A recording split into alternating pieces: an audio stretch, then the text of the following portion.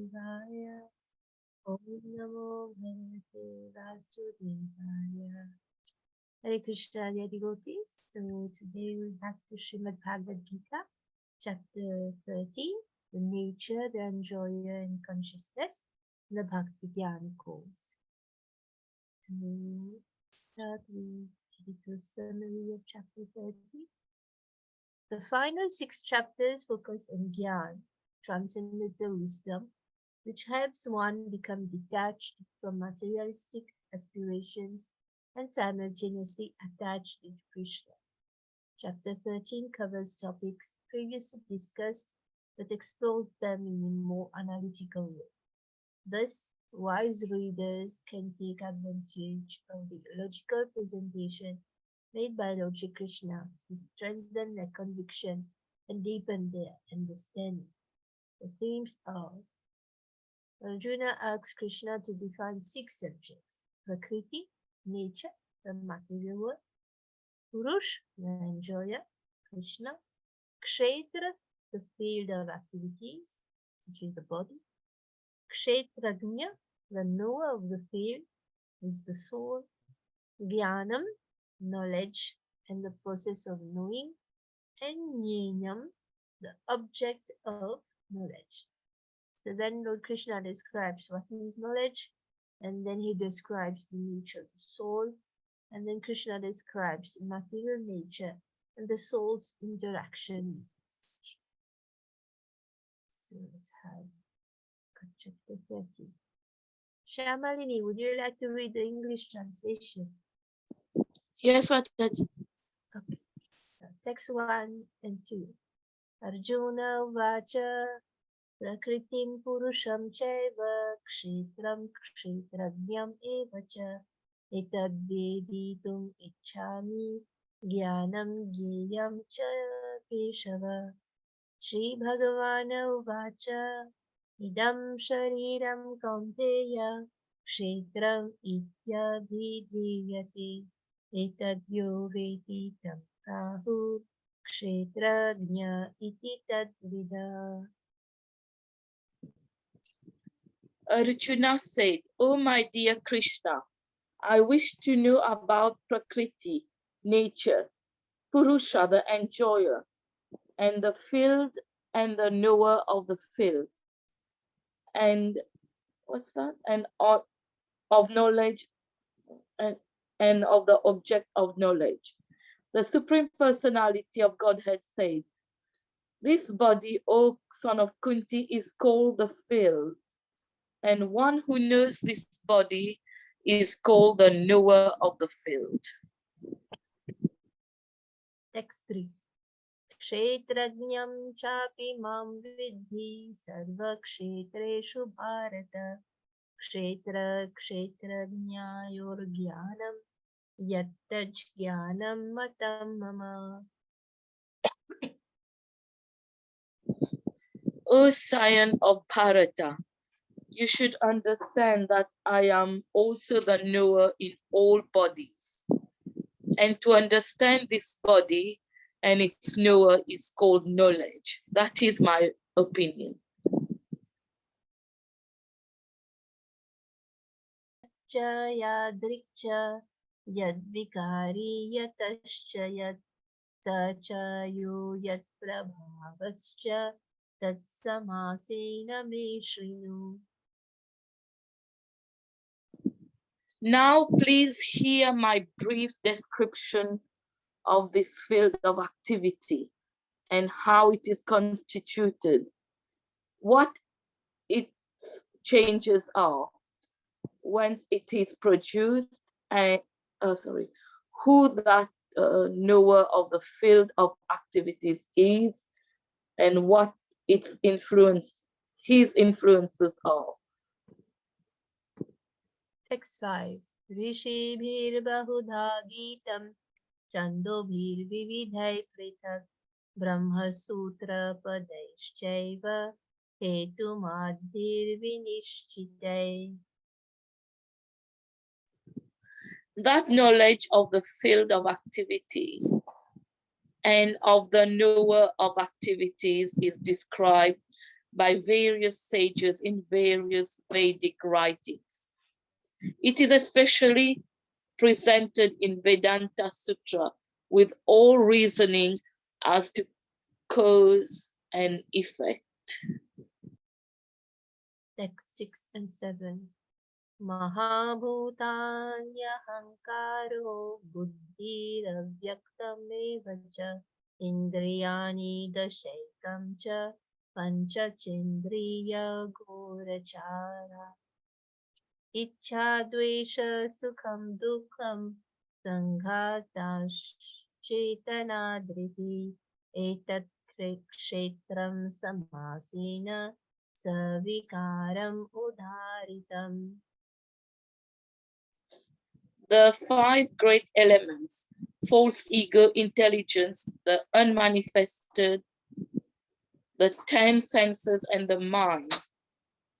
The 5 sense objects, desire, hatred, happiness, distress, the aggregate, the life symptoms, and convictions, all these are considered in summary to be the field of activities and its interactions. The summary of verses 1 to 7. Arjuna, although an established transcendentalist, plays the part of a materially entangled individual so he can pose questions for the benefit of humanity. Arjuna asks Krishna to define 6 subjects: Prakriti, nature; Purush, the enjoyer; Kshetra, field of activities; Kshetrajna, the knower of the field; Jnanam, knowledge of the process of knowing; and Gyayam, the object of knowledge. So Arjuna's 6 questions is like that in text 1. Prakriti, Purush, Kshetra, Kshetrajnam, Jnana, and Gyayam. So Lord Krishna will answer this for material nature in verses 20 to 26. The enjoyer of matter also same 20 to 26. And the field in which one can act within the material world is being described in verse 2. And Kshetrajna in verse 2 and 3. Jnanam verses 3 to 12, 24 and 25. And Gyayam, the object of knowledge in verses 13 to 19. So these subjects are key constituents of Vedic philosophy, and Krishna therefore spends the entire chapter defining and discussing them. These astute inquiries create the opportunity for Krishna to offer answers to life's most profound mysteries. Krishna begins by defining Kshetra and the Kshetrajna. So lesson 52, we can learn about the various constitutions of our bodies so that we can understand how to control our desires and focus our attention on the Lord. So the components of the field of activities of 24 elements. This is the Mahabhuta, the 5 great elements: earth, water, fire, air, and ether. The Indriya Gocharo, the 5 objects of senses: from sound, smell, taste, and touch. Then the Tacha, the 5 knowledge acquiring and the 5 working senses: the eyes, ear, nose, tongue, and skins. Working senses, the hands, legs, voice, and genitals. Then we have the mind, the intelligence, buddhi, ahankar, force, ego, and avyaktam, the unmanifest. So we have to control all these desires and get attached to Lord Krishna. And there is the interaction of the field of activities, desire and hatred, happiness and distress.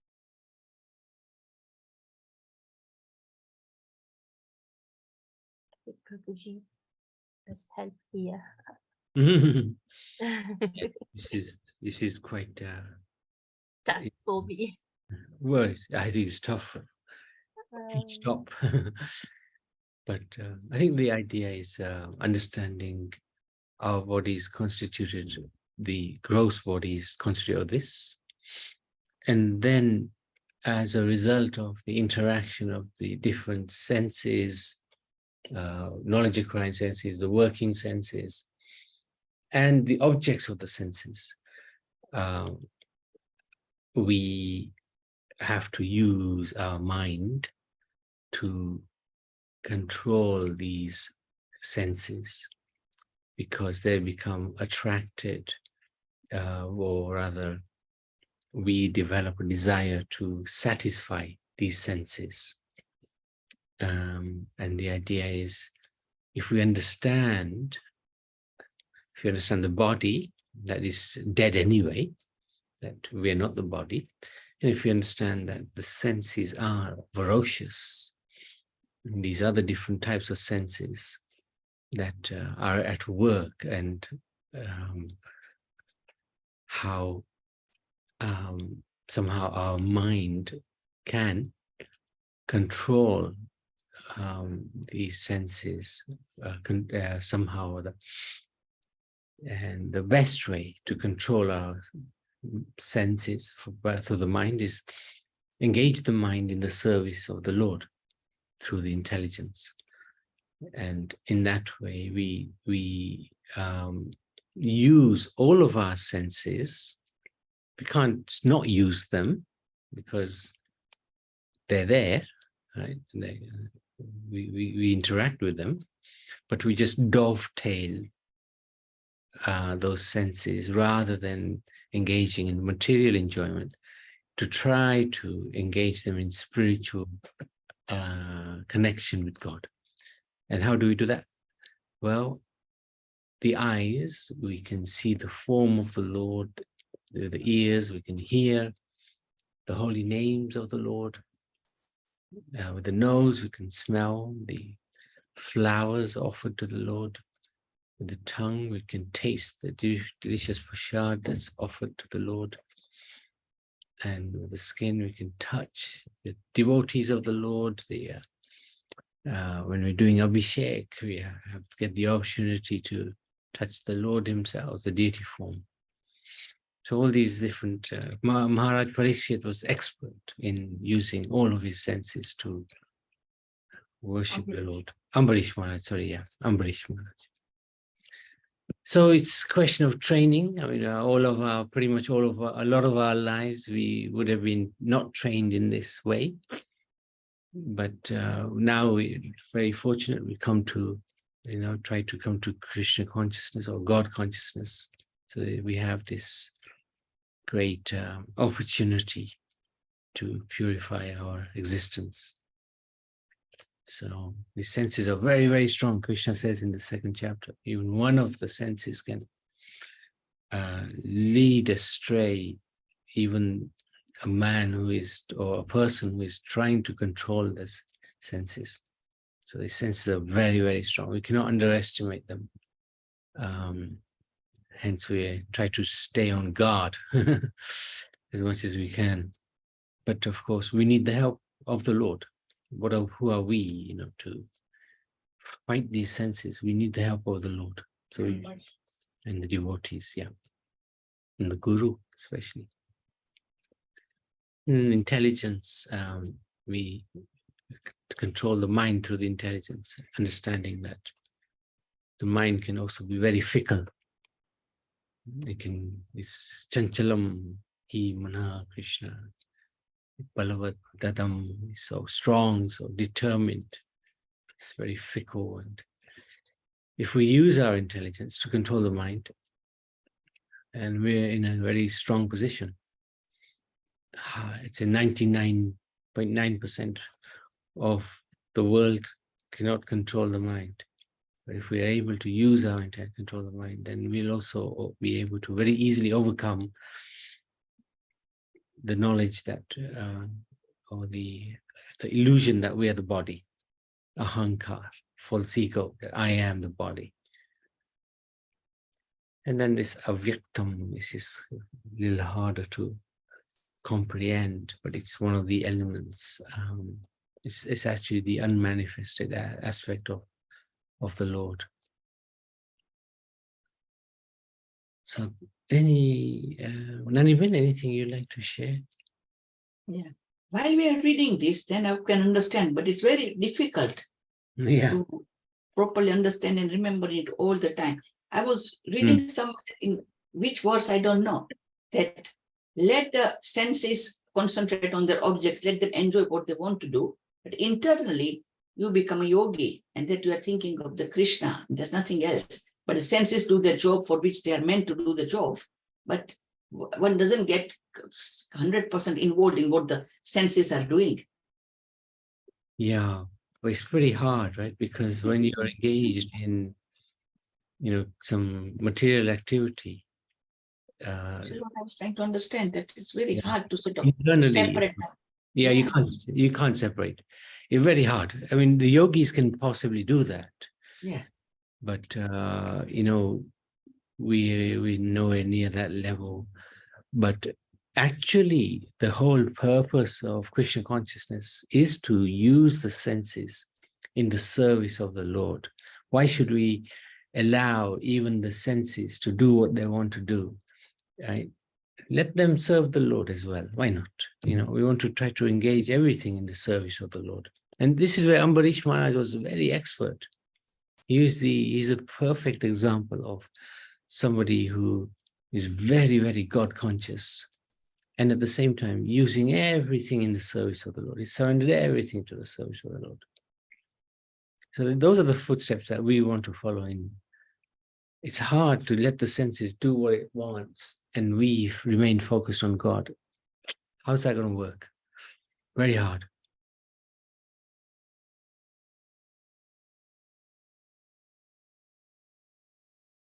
What do you think, Nanibin? Yeah, but what they're saying is that if you see a yogi and a normal person, they both are doing the same things. Like the yogi may be doing the same thing, but externally you can't distinguish. But internally, the yogi is always concentrating on the Krishna, even though his senses and his object of the senses are doing what they want to do. But internally he's not. So externally it may appear that he is doing what a normal person is doing. That's true. That is very true. Absolutely agree with that. Karuna, anything you'd like to share?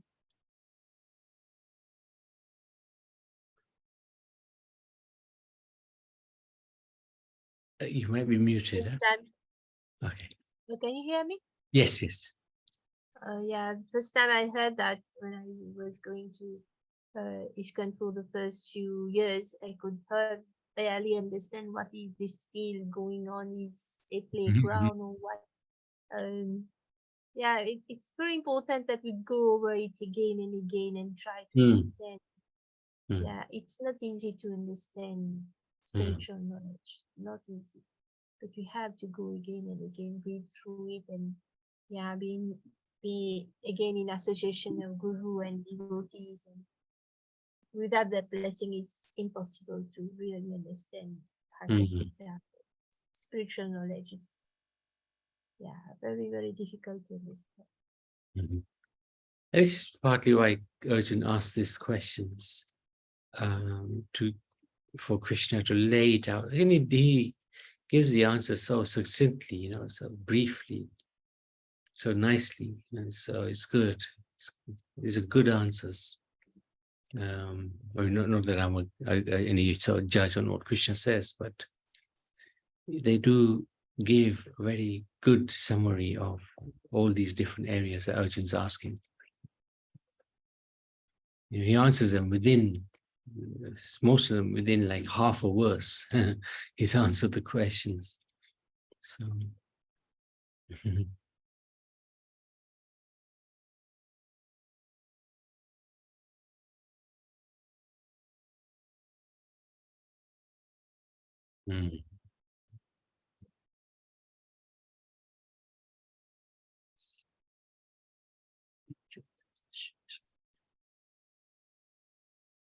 So, shall we carry on?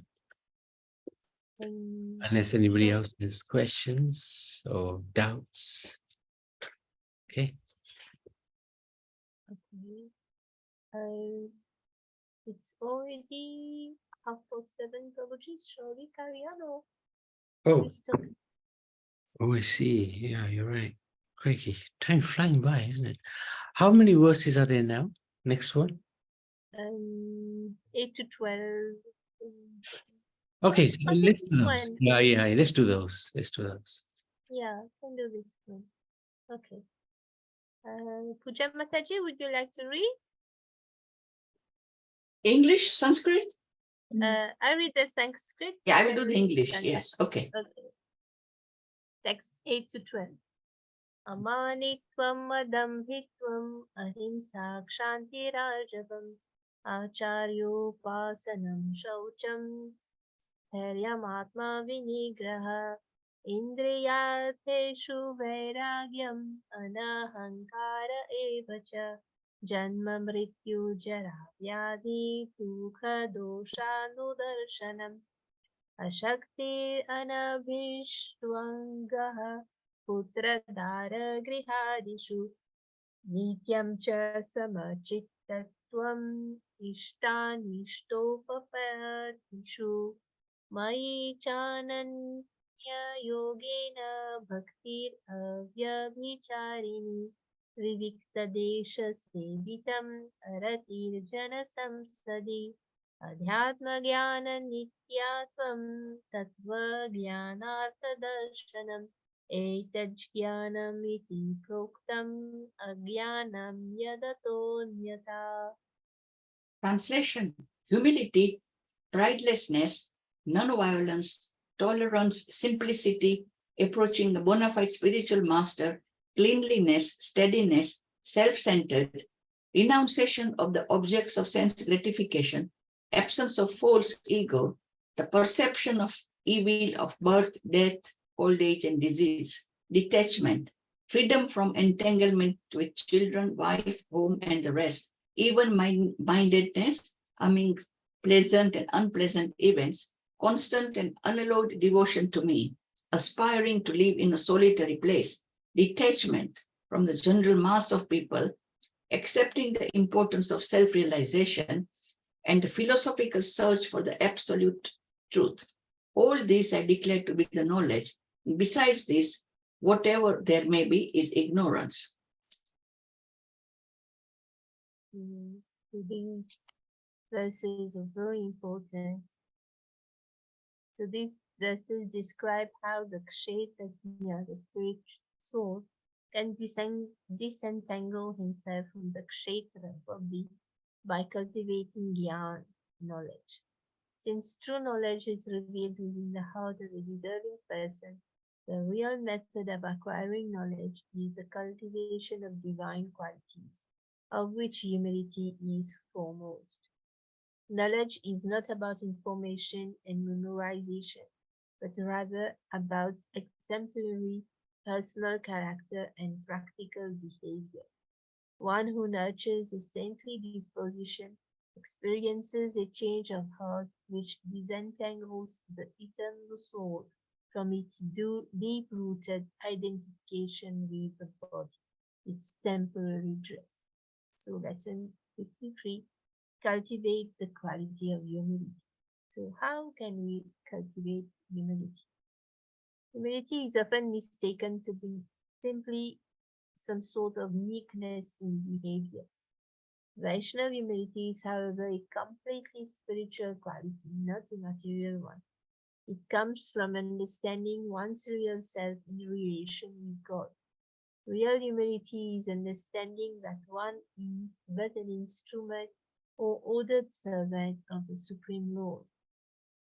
I do not have any good qualities whatsoever. On my own strength, I cannot accomplish anything independently, and I am of no special significance in the vastness of creation. My only qualification is the order of my spiritual master and Krishna. By their potency, I may be empowered to do anything as they wish. Srila Prabhupada defines humility as not hankering for the satisfaction of being honored by others. Bhagavad Gita, chapter 13, text 8 to 4. Thus, a Vaishnava does not endeavor to prove his or her worth to others or to themselves. They simply endeavor to serve and please Krishna. In the mood of real humility, one can act very boldly and confidently. On one's personal behalf, a Vaishnava is very meek and tolerant. But when Krishna's service demands a humble Vaishnava will do the needful in a complete mood of service. In mundane humility, the focus is on one's own inadequacies rather than upon Krishna's mercy. I am in the center, not Krishna. That is the crucial distinction. So some examples of humility: Hanuman, the power name of Ram. So how Hanuman was able to do anything just by saying Jai Shri Ram, and he wasn't taking anything on him. Everything was the power of Lord Ram. And Srila Prabhupada also gave all credit to Srila Bhaktisiddhanta Saraswati Thakur. So an example of humility. So yeah, very important verses which you should go again and again over it and try to develop these characters with different try to detach from whatever material things and then try to get attached to Lord Krishna and get that spiritual knowledge. Mm.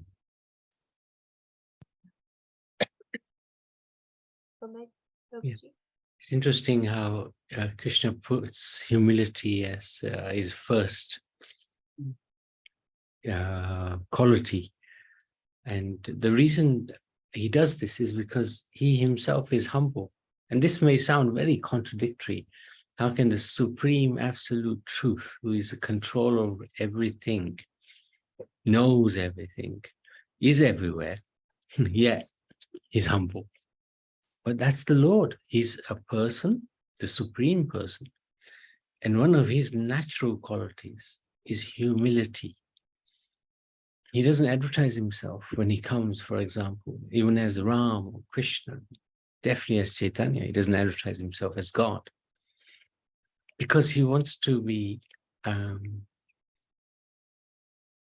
treated as a person, not as God, not as a supreme. Everybody's bowing down to him. That's not Krishna. Krishna is a lovable, very friendly and easygoing personality, supreme personality.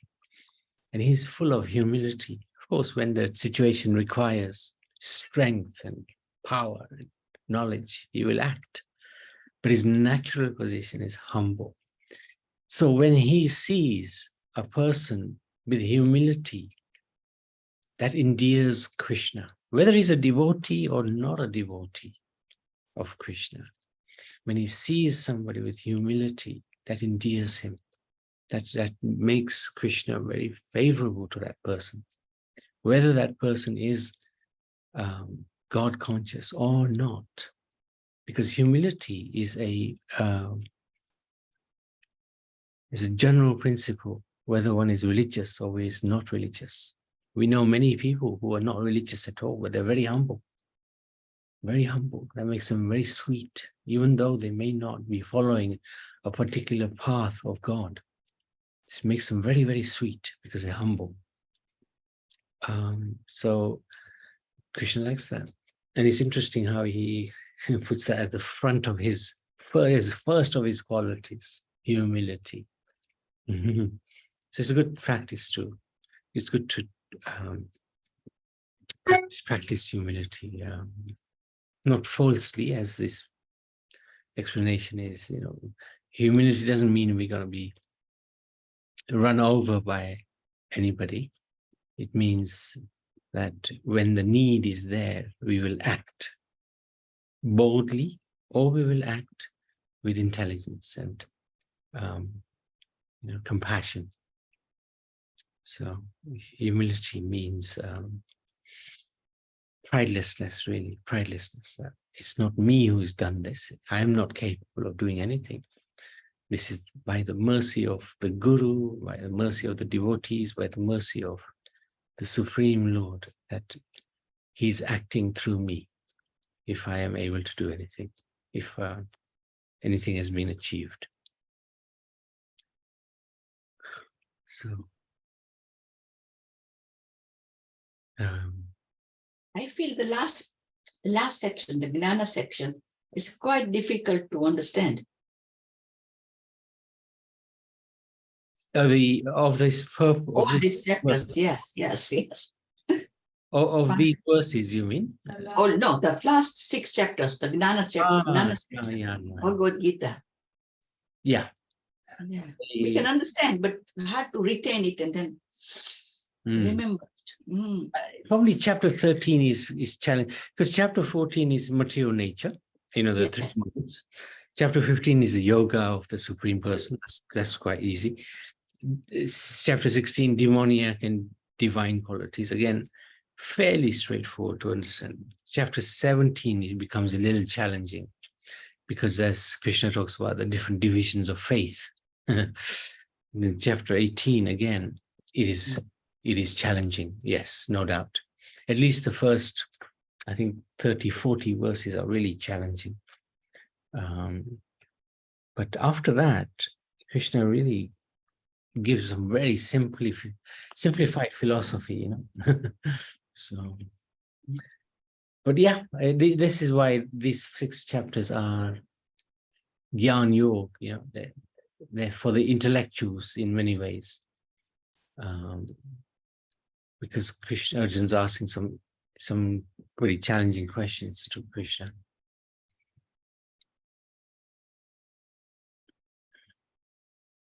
This chapter is particularly difficult. This chapter is challenging. I think we just accept the essence, which is what Krishna likes in a person. And this chapter can be very easily revealed by the Lord to us. I really love the way Krishna says, humility, pridelessness, and humility is so hard. Because, we're all thinking, I am the doer, I have done this, I am doing everything. Amani Twam, yeah. I'm doing everything. But we're not the cause. And that is a challenge, Nariman. That is definitely a challenge, to understand that we are not the cause of things going on around us. We may desire it, but we're not the ultimate cause of it. That's a challenge to understand.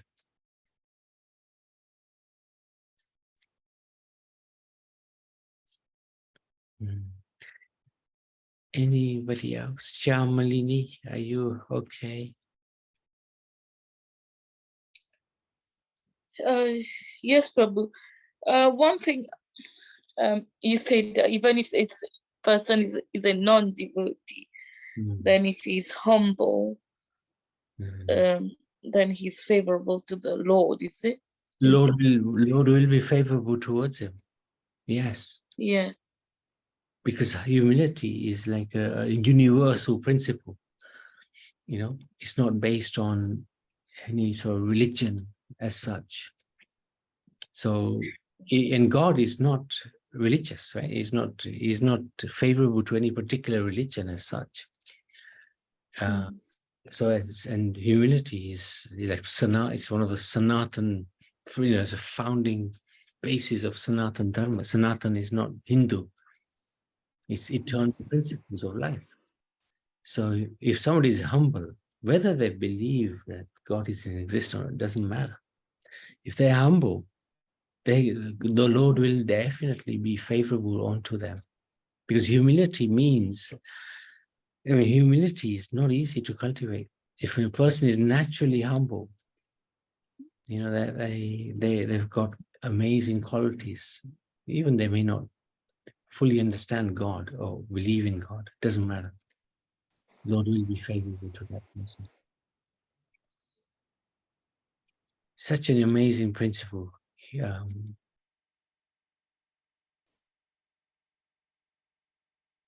We know a few, I mean, when we go to schools, we come across some exceptionally humble souls. They're teachers, right? They're teachers, but they're very intellectual, very knowledgeable, yet at the same time, they have great humility. And it's a real pleasure to meet such a person. Whether they believe in God, I don't know. But all I know is I'm very attracted to that person because of their humility. Prabhuji, all this, the humility, pridelessness, non-violence, are we born with it, or is it something that we have to develop in our character?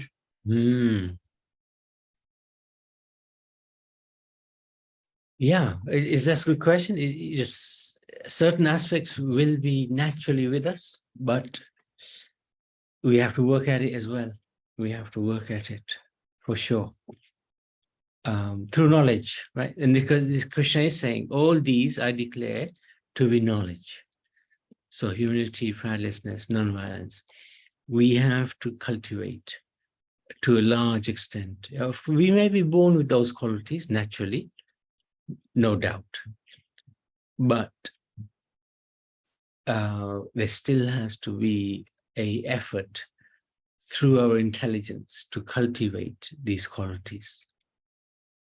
Because what does Krishna say? Knowledge is a sword by which one can cut through this material entanglement. You know, the ropes are binding us to this world. They can be slashed by the weapon of knowledge. Or is knowledge? He's declaring this is knowledge, which means we have to get this knowledge and put it into our life, into practice, into our lives. So yeah, it's definitely going to be something we have to work on. But the thing with spiritual life, this is why we're not alone. This is why it's so appealing that we seek the shelter of the Lord. My dear Lord, you know where I am. You know my position. I'm a crazy person. Yeah, and you're saying this is knowledge. So then please assist me, help me, please guide me. You know, this is we're really lucky. We can pray from our hearts to the Lord to give us this gyan so that we can advance. And the Lord will answer the prayers because they're coming from the heart. He knows where we are at. He knows we're stupid. You know? He knows we're foolish. So he'll answer the prayer. But if we don't ask, if we don't beg for it, it's not going to come. So, but definitely we have to cultivate these. Yeah. Okay. Thank you. Karuna, anything you'd like to add to that?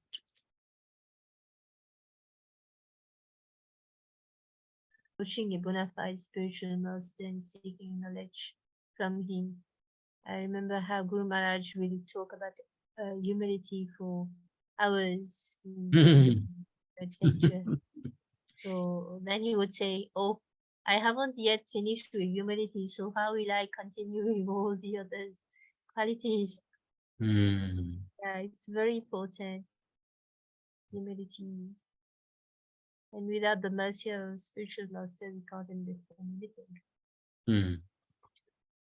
One thing is, yeah, taking a spiritual master means becoming humble, because you have to then follow the orders or you know, the instructions of the spiritual master.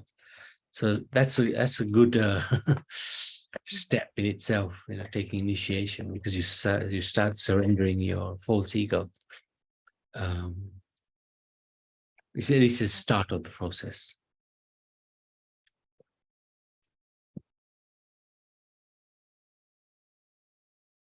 Okay, Shyammalini, is that okay? I know you asked. Is that what I said about humility in a godless person, or perhaps a person who's not who's not believing in God.